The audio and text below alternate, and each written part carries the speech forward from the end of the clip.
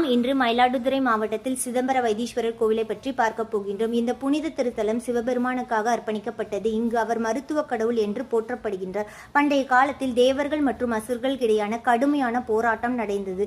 இந்த போரில் பல தேவர்கள் கடுமையான காயமடைந்தனர். அவர்களின் துயரங்களை கண்ட சிவபெருமான் வைத்தியநாதர் என்ற உருவத்தில் இத்தலத்திற்கு வந்து அவர்களை குணப்படுத்தினார். தன் தெய்வீக சக்தியால் நோய்கள், காயங்கள், துன்பங்கள் அனைத்தையும் நீக்கினார். இதனால் அவர் வைத்தீஸ்வரர், அனைத்து நோய்களையும் குணமாக்கும் இறைவன் என்று பெயர் பெற்றார். ஒரு புராண கதையின்படி அங்ககாரன் சாபத்தால் கடுமையான தோல் நோயால் பாதிக்கப்பட்டார். அவர் இத்தலத்திற்கு சிவபெருமானை மனமாக பிரார்த்தித்தார். அவரது பக்தியால் மகிழ்ந்த சிவபெருமான் அவரை முழுமையாக குணப்படுத்தினார். இங்கு வழிபடுவதால் செவ்வாய் தோஷம் குறையும் என்று பக்தர்கள் நம்புகின்றனர். கோவிலுக்குள் சித்தாமிர்தம் என்ற புனித குளம் உள்ளது. இந்த நீரில் மருத்துவ குணங்கள் உள்ளனர் என்று நம்பப்படுகின்றது. பக்தர்கள் இதில் நீராடி அல்லது தண்ணீரை தெளித்து கொண்டு நோய்களை நீங்கும், உடலும் மனமும் தூய்மையாகும் என்று நம்பப்படுகின்றது. சிவபெருமானுடன் அவரது மனைவி தையல் நாயகி அம்மனும் இங்கு வழிபடப்படுகின்றார்.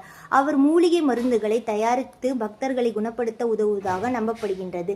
அவர் கருணை மற்றும் பரிவின் உருவமாக விளங்குகின்றார். இது செவ்வாய் கிரகத்துடன் தொடர்புடைய நவகிரக திருத்தலம். பக்தர்கள் இங்கு பிரார்த்திப்பது நோய்களிலிருந்து விடுபட, நீண்ட நாள் நோய்கள் நிவாரணம் பெற, மன அமைதி மற்றும் நலன் பெற சிறப்பு வழிபாடுகள் மிளகு, உப்பு, வெல்லம் சமர்ப்பிக்கப்படுகின்றது. இந்த வைத்தீஸ்வரர் கோயில் கதை நமக்கு சொல்லும் உண்மை பக்தி, நம்பிக்கை குணமளிக்கும் சக்தி கொண்டவை. தெய்வீக அருள் உடலையும் ஆன்மாவையும் குணப்படுத்தும். இறைவன் பாதுகாவலர் மட்டுமல்ல, அவர் ஒரு மருத்துவராகவும் ஆவார். இது போன்ற கோவில் வரலாற்றை பற்றி தெரிவதற்கு சாய் அர்ஜுன் யூடியூப் சேனலை சப்ஸ்கிரைப் செய்யுங்கள்.